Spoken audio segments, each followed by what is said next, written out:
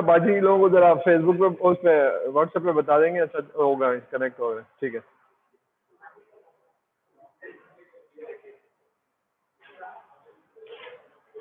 ठीक है, चलिए, thank you.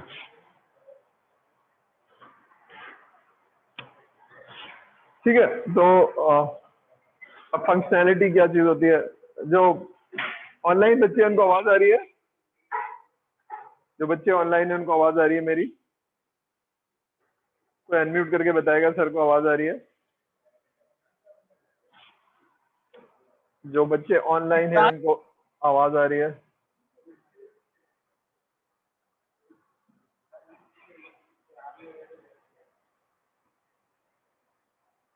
Ji, Yes, sir. Student जो ऑनलाइन है उनको आवाज आ रही है? जी सर। ठीक है, चलिए। We had a problem for the internet, my apology, हमारा वेस्ट हो गया टाइम थोड़ा सा। ठीक है, तो हम यूज केस पढ़ रहे हैं, उसकी तमहीद ये है कि जब हम requirement, I am not talking to, I am talking to this people, हम ये पढ़ रहे हैं कि जब आप रिक्वायरमेंट लेते हैं तो बिजनेस के प्रोसेसेस को समझना चाहिए और फंक्शनैलिटी को लॉक करना चाहिए। तो फंक्शनैलिटी का मतलब हम ये देख रहे थे, मैं दोबारा से स्क्रीन पे जा रहा हूँ, तो ये एक बड़ा चैलेंज है, सिस्टम हैंग कर जाता है।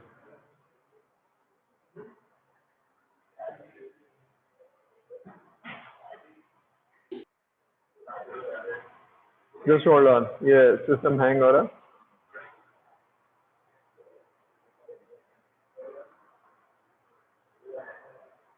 ठीक है, ये आप तस्वीर नजर आ रही होगी, जो स्टूडेंट्स घर में बैठे हैं, हमने ये देखा है कि जिसका स्क्वायर है that is the boundary of the use case, और इसके अंदर जो इलिप्स लिखे हुए हैं वो फंक्शनैलिटी है जो हमें चाहिए और जो हमारा एग्रीमेंट है कस्टमर से।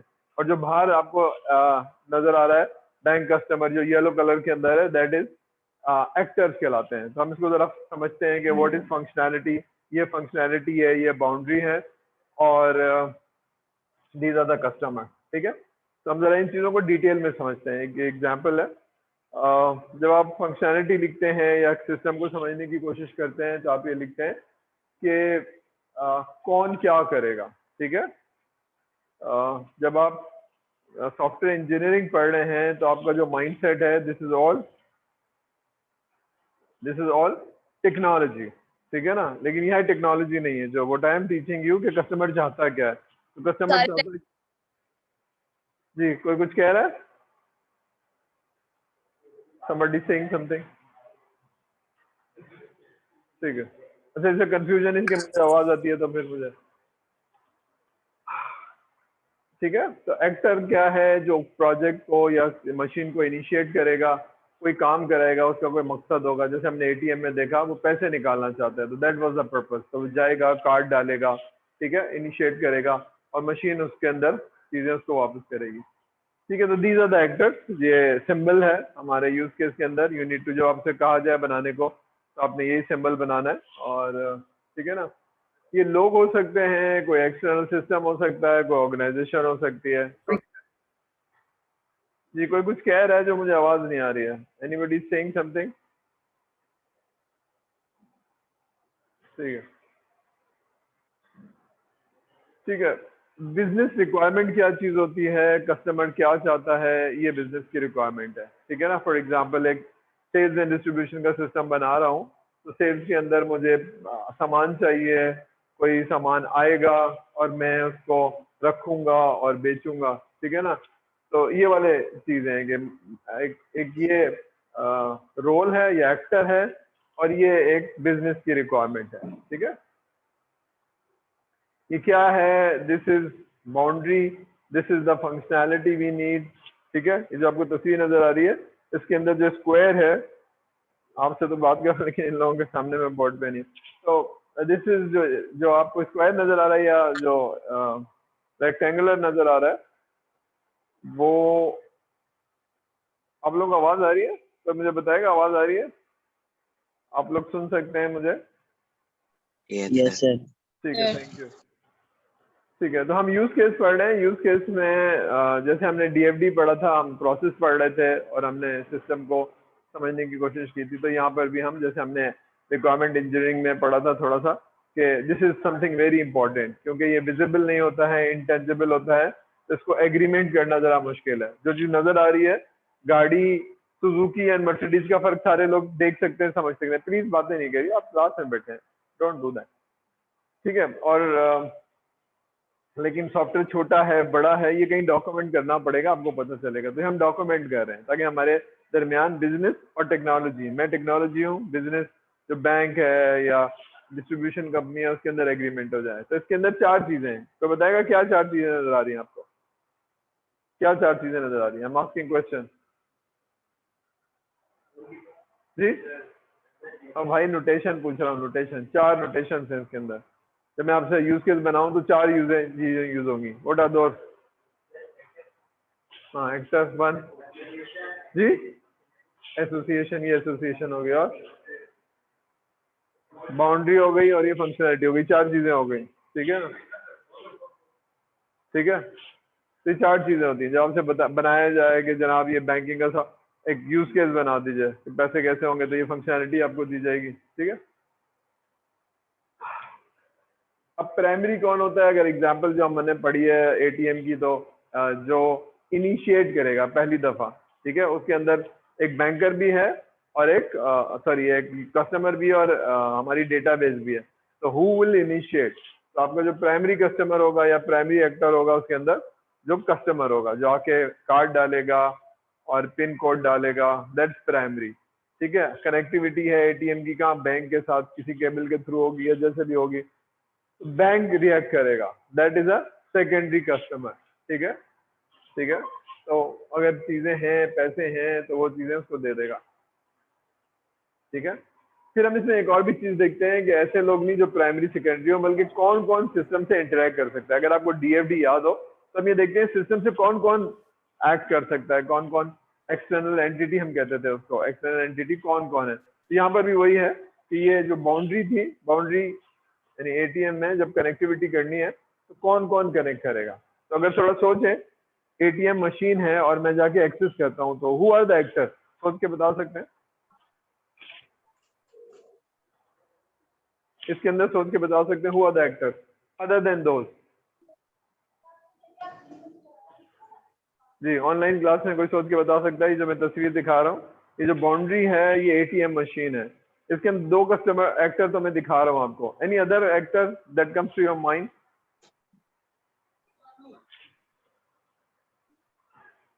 Any other customer?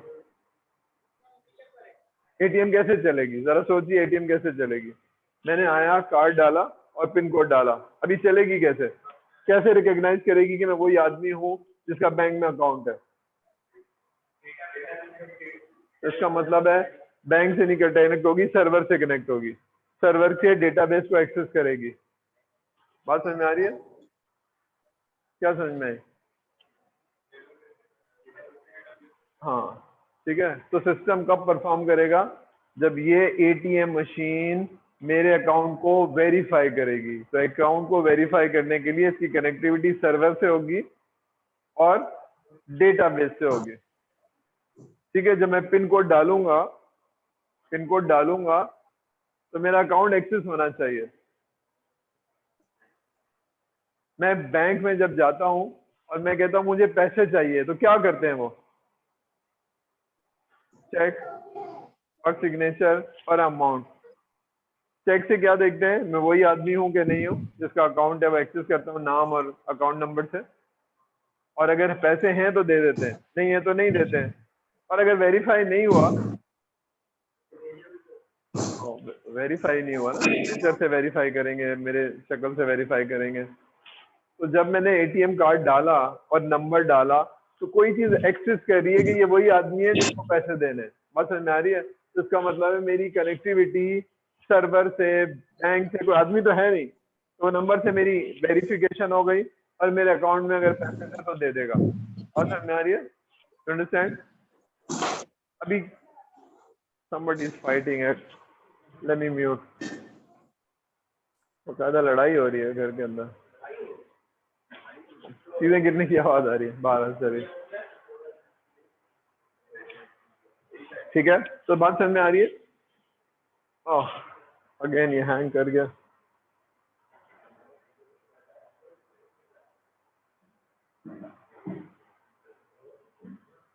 ठीक है, ये आखिरी वाली लाइन ये थी कि don't consider only the directly access, और कौन कौन लोग हैं जो इससे कनेक्ट हो सकते हैं। ठीक है, हम क्या कर रहे हैं, यूज केस क्यों बना रहे हैं, कोई बताएगा? हम इसलिए बना रहे हैं कि कस्टमर क्या चाहता है और हमारे सिस्टम की समझ आ जाए। ठीक है, तो एटीएम अगर मैं पहली दफा देख रहा हूँ तो मैं समझता हूँ शायद ये एक मशीन डब्बा रखा हुआ है जिसमें पैसे रखे हुए हैं, लेकिन अब मुझे समझ में आया कि नहीं, डब्बा नहीं रखा हुआ है, ये बैंक के अकाउंट से कनेक्ट होगा और जो आदमी आया है कार्ड एंटर कर रहा है इसको वेरीफाई करेगा। ठीक है, और भी कोई तरीका है वेरीफाई करने का? आपको पता है एटीएम में कैमरा लगा होता है, वीडियो बन रही होती है जी।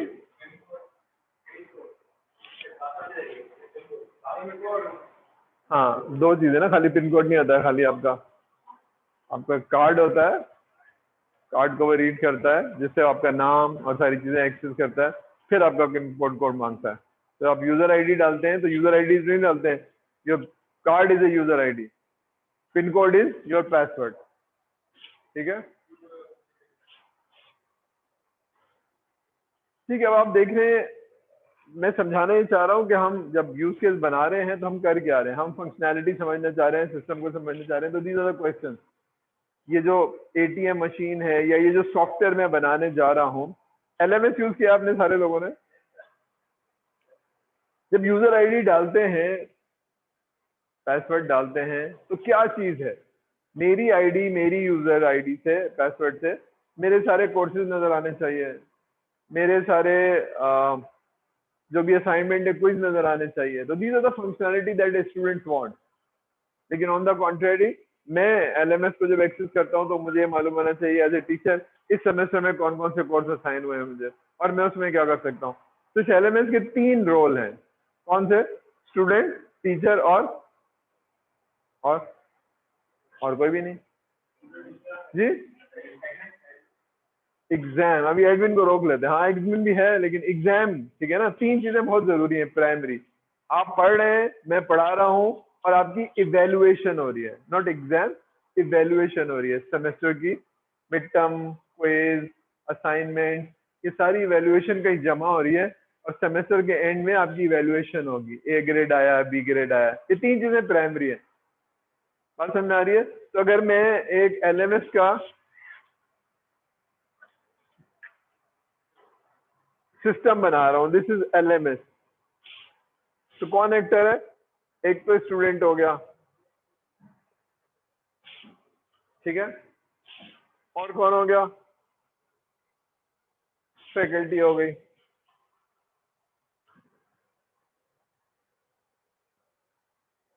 और कौन है? ये आपका एग्जाम डिपार्टमेंट है।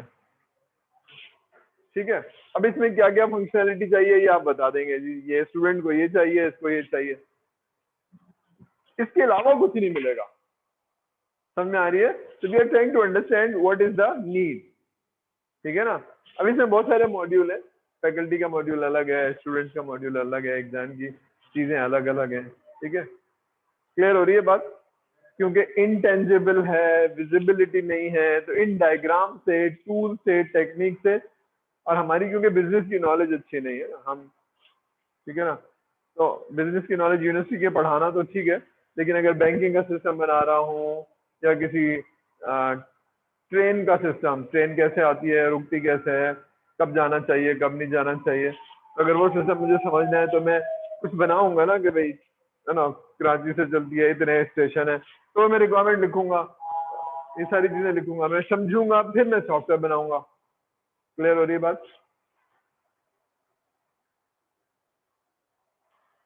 What are artefacts? ये लफ्ज याद है, कहीं पढ़ा है? Artefact, there are 2 artefacts.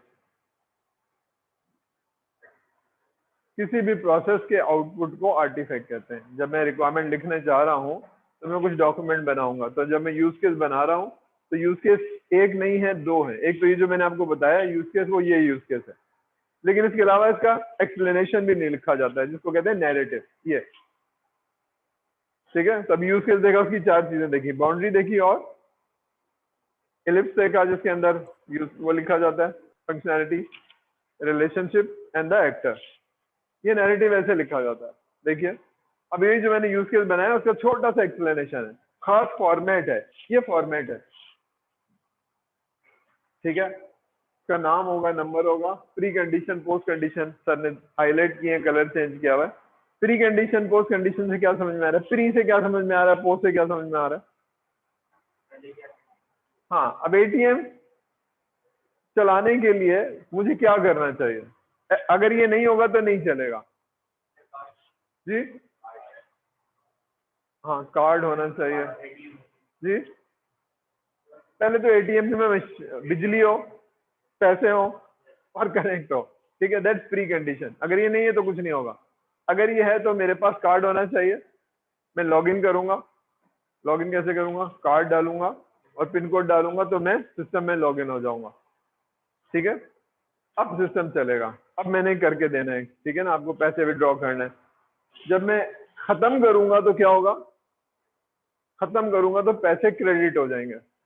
मैंने 20,000 मांगे थे, मेरे अकाउंट में 50 थे, अब 30 रह जाने चाहिए, तो वो ट्रांजेक्शन होनी चाहिए। आपके लिए इंपॉर्टेंट नहीं है, बैंक के लिए इंपॉर्टेंट है। 20,000 रुपये निकाले तो मेरा कोई लिखेगा ना कि सरसद साहब ने 20,000 रुपये निकाल लिए, तो इलेक्ट्रॉनिकली मेरा डेटाबेस हिट होना चाहिए और डेबिट, तो ये फंक्शनैलिटी चाहिए। ठीक है, और क्या होना चाहिए, एक पर्ची आ जाए कि आपने ये हो गया, और एक्नॉलेजमेंट आपके पास आ जाए कि आपने 20,000 रुपये निकाल लिए। ठीक है, तो ये है। ठीक है ना, तो मैं एक जानने वाला था, सिर्फ गिटार इस वजह से भाई अपना स्पीकर ऑफ कर लीजिए। माइक खुला हुआ है किसी का। चलिए, कितना टाइम रह गया, 5 मिनट ऊपर हो गया, तो let me take the attendance. मैं इसको कर लूँ, इसको थोड़ा सा पढ़ लीजिएगा, हमारे पास टाइम कम रह गया है। और ठीक है स्टूडेंट, जरा अटेंटिव हो जाइए, I am taking the attendance. जो लोग, let me take the attendance, just hold on.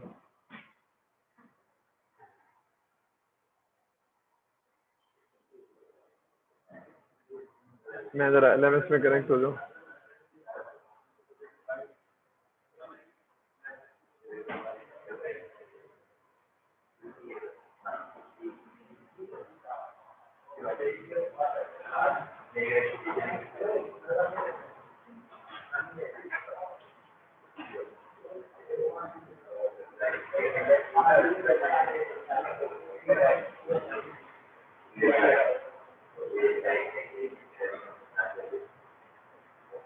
अच्छा, जरा प्लीज अटेंडेंस बोल दिएगा सारे लोग जो ऑनलाइन है सारे। आइजन,